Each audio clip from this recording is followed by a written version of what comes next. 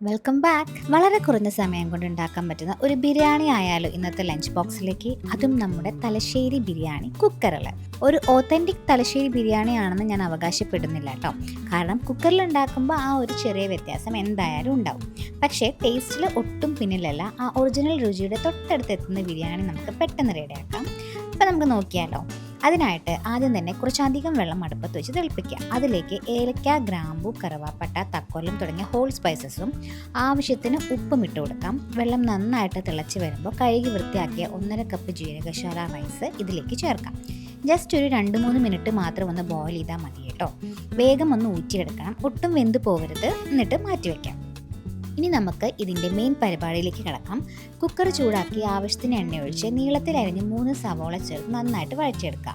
സവോള നല്ലൊരു ഗോൾഡൻ കളറായിട്ട് വരുമ്പോൾ അതിലേക്ക് ഒരു 1/2 ടീസ്പൂൺ മഞ്ഞൾപ്പൊടി കൂടെ ചേർക്കാം. അടുത്തതായിട്ട് ഒരു തക്കാളിയും നിങ്ങളുടെ എരിവിനനുസരിച്ച് ഒരു 5-6 പച്ചമുളകും കൂടെ മിക്സിയിൽ ഒന്ന് ക്രഷ് ചെയ്തെടുത്ത് ഇതിലേക്ക് ചേർക്കാം. തക്കാളിയുടെ ആ പച്ചമണം മാറുന്നത് വരെ നന്നായിട്ട് വഴറ്റണം. ഇനി ഇതിലോട്ട് 2-3 ടേബിൾ സ്പൂൺ തൈരും ആവശ്യത്തിന് ഉപ്പും കൂടെ ചേർത്ത് വീണ്ടും നന്നായിട്ട് ഇളക്കി യോജിപ്പിക്കാം. മസാലയൊക്കെ നന്നായിട്ട് വെന്ത് വരുമ്പോൾ നമ്മൾ എടുത്ത് വെച്ചിരിക്കുന്ന ചിക്കൻ പീസസ് ഇതിലേക്ക് ചേർത്ത് കൊടുക്കാം. ചിക്കൻ മസാലയുമായിട്ട് നന്നായിട്ടൊന്ന് മിക്സ് ചെയ്തെടുക്കാം. ഇനി ഇതിലോട്ട് നല്ല ഫ്രഷ് ആയിട്ടുള്ള മല്ലിയിലയും പുതിനയിലയും ഓരോ പിടി ചേർക്കാം. കൂടെ 1 ടീസ്പൂൺ ഗരം മസാലപ്പൊടിയും ചിക്കന് ആവശ്യത്തിനുള്ള ഉപ്പും കൂടെ ചേർത്ത് വീണ്ടും നന്നായിട്ടൊന്ന് ഇളക്കാം. ഇനി ഒട്ടും സമയം കളയാതെ നമ്മൾ നേരത്തെ പകുതി വേവിച്ച് മാറ്റി വെച്ച റൈസ് ഉണ്ടല്ലോ, അത് ഈ ചിക്കൻ മസാലയുടെ മുകളിലേക്ക് നന്നായിട്ടൊന്ന് ലെയർ ചെയ്ത് നിരത്തി കൊടുക്കാം. അപ്പോൾ പലർക്കും സംശയം ഉണ്ടാവും, ചിക്കൻ കുക്ക് ആവണമെന്ന്. ചിക്കൻ കുക്ക് ആവണ്ട കേട്ടോ, ജസ്റ്റ് ആ മസാലയൊക്കെ ഒന്ന് മിക്സ് ആയാൽ മതി.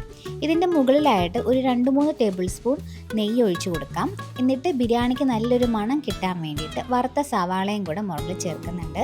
നിങ്ങൾക്ക് താല്പര്യം ഉണ്ടെങ്കിൽ അണ്ടിപ്പരിപ്പ് മുന്തിരിയൊക്കെ കൂടെ ചേർത്ത് കൊടുക്കാം കേട്ടോ.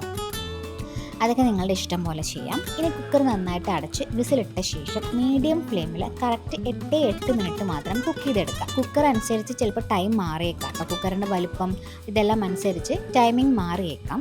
ഇനിയിപ്പോൾ അഥവാ വിസിൽ അടിക്കുകയാണെങ്കിൽ അപ്പം തന്നെ സ്റ്റവ് ഓഫ് ആക്കിയാൽ മതി, ടെൻഷനൊന്നും ആവണ്ട. ടൈമിംഗ് പ്രത്യേകം ശ്രദ്ധിച്ചാൽ മതി. സമയം കൂടിപ്പോയാൽ അടി പിടിക്കാനോ അല്ലെങ്കിൽ റൈസ് ഒരുപാട് കുഴഞ്ഞു പോകാനോ സാധ്യതയുണ്ട്. അതുകൊണ്ട് അതെല്ലാം ശ്രദ്ധിച്ച് ചെയ്യുക. ഇപ്പം ഞാൻ ഈ കാണിച്ചതിനേക്കാൾ കൂടുതൽ ക്വാണ്ടിറ്റി ആണ് റൈസ് എങ്കിൽ നിങ്ങൾക്ക് വേണമെങ്കിൽ 10 മിനിറ്റ് വരെ പോവാം. ഇനി ഞാൻ പറഞ്ഞ പോലെ അഥവാ വിസിൽ അടിക്കുകയാണെങ്കിൽ പെട്ടെന്ന് തന്നെ സ്റ്റവ് ഓഫ് ആക്കിയാൽ മതി കേട്ടോ. അപ്പോൾ ഇതെല്ലാം ശ്രദ്ധിക്കുകയാണെങ്കിൽ ചിക്കൻ ഒന്നും കരിഞ്ഞു പോകാതെ നല്ലൊരു മുരിഞ്ഞ ടേസ്റ്റ് പരുവത്തിൽ നമുക്ക് പെർഫെക്റ്റ് കുക്കർ തലശ്ശേരി ബിരിയാണി കിട്ടും. കുക്കർ തുറക്കുമ്പോൾ തന്നെ ആ നെയ്യിൻ്റെയും മസാലയുടെയും നല്ല അടിപൊളി മണം വരും.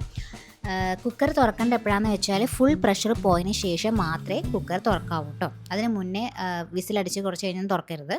ഒട്ടും കുഴയാതെ നല്ല പെർഫെക്റ്റ് ആയിട്ട് കിട്ടിയിട്ടുണ്ട്. അപ്പോൾ തലശ്ശേരി ബിരിയാണിയൊക്കെ കഴിക്കാൻ തോന്നിയാൽ വീട്ടിലിത് ഉണ്ടാക്കി നോക്കിക്കോ. ഇനി അഥവാ കുട്ടികൾക്ക് കൊടുത്തയക്കണമെന്നുണ്ടെങ്കിൽ ലഞ്ച് ബോക്സിനെ പറ്റിയൊരു അടിപൊളി ഓപ്ഷനും കൂടിയാണിത്. അപ്പോൾ ഈ ലഞ്ച് ബോക്സ് ബിരിയാണി എല്ലാവരും ഒന്ന് ട്രൈ ചെയ്ത് നോക്കിയിട്ട് അഭിപ്രായം പറയാൻ മറക്കരുത്. അടുത്തൊരു അടിപൊളി റെസിപ്പി ആയിട്ട് വീണ്ടും കാണാം. ബൈ.